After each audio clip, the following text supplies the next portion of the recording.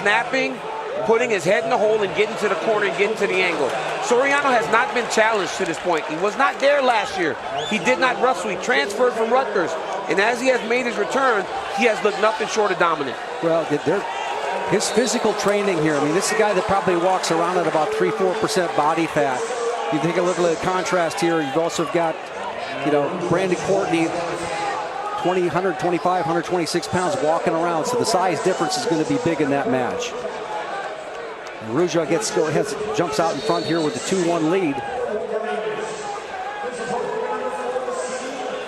For Araujo and Glory, as you mentioned, DC, a huge margin of victory for Araujo. Major decision there, 19-6 for the EIWA title when they met during the regular season. Just an 11-9 decision in favor of Glory, the only loss on the year for Araujo. You know, it speaks to the dividends from winning and losing.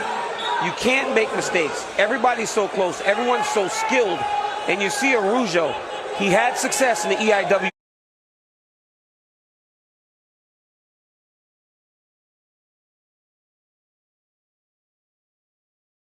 finals, and he's going back to those.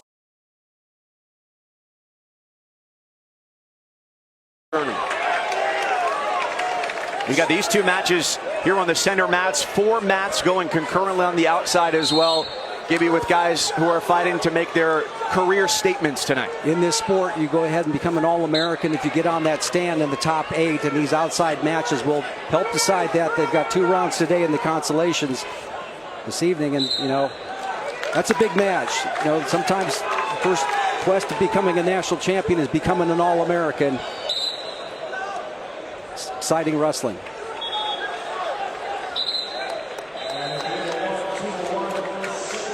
Soriano up 2-1 at the end of the first period.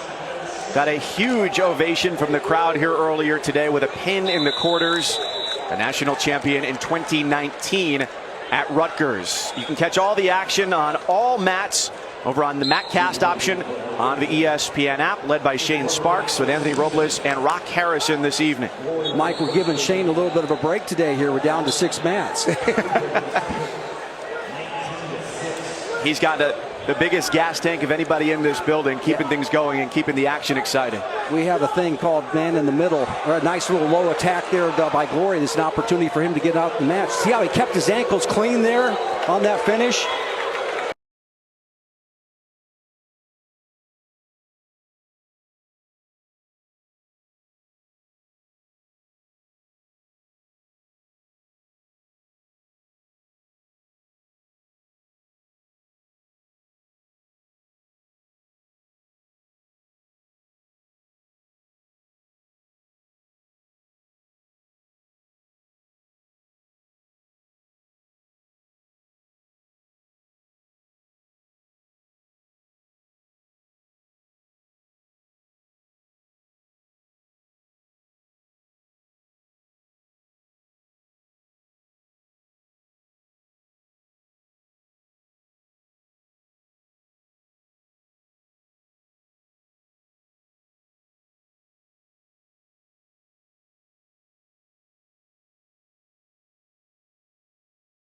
Big score, and then all of a sudden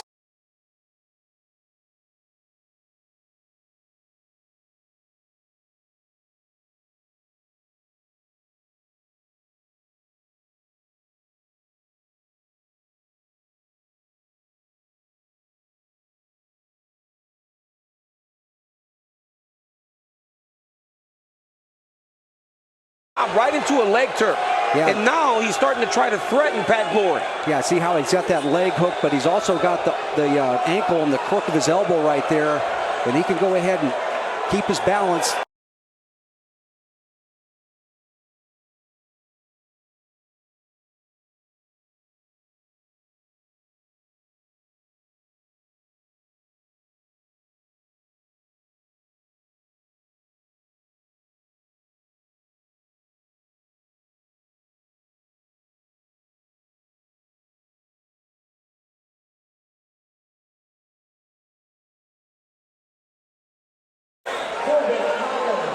And it was a 40-match winning streak for Glory that was snapped in the conference championships against Araujo, now with a 5-point lead.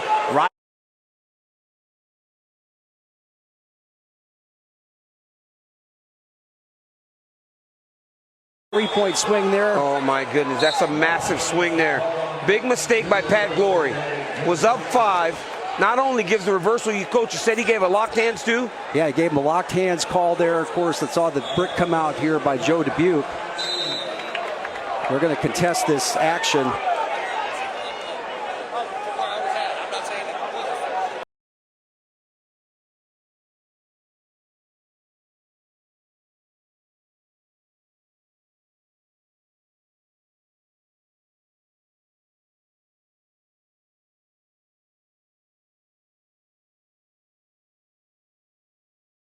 Three to 1, and he has the riding point. Effectively making it a 4-1 score. And, you know, you get that 3-point lead. It's basically your 2 takedowns and a ride out away from tying the match here for the other guys.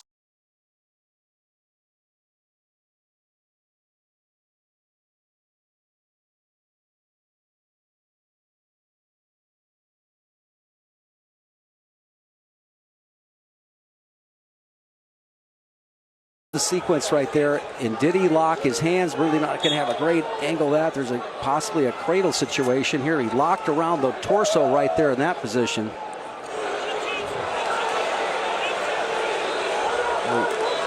Looks like he got the reversal. He did get the reversal. Yeah, but was it locked hands? It has to be indisputable video evidence, and it's not adjudicated by the officials on the mat. It goes to a central replay center. Quint, what's the conversation like? My guess is that it was not locked hands, that he was in the crotch. And what happens here is they then retroactive, they go back to that point. So Vito's reversal would be wiped out. That's just the potential. Let's see what the call is. Yes. No, they didn't change it. Joe Dubuque can't believe it. And that's partly because you can't find a view that is so conclusive, sure, it's so conclusive that you can take that point off the board. And it did not look like a locked hand from where I'm sitting.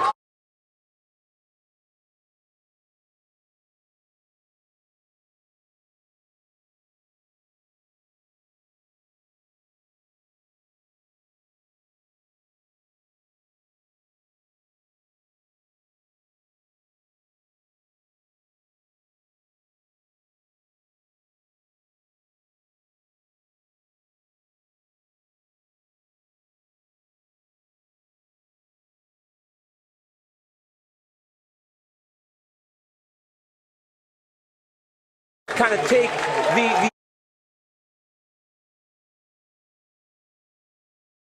to go to Michigan was that it's the program's 100th year. The championships are in his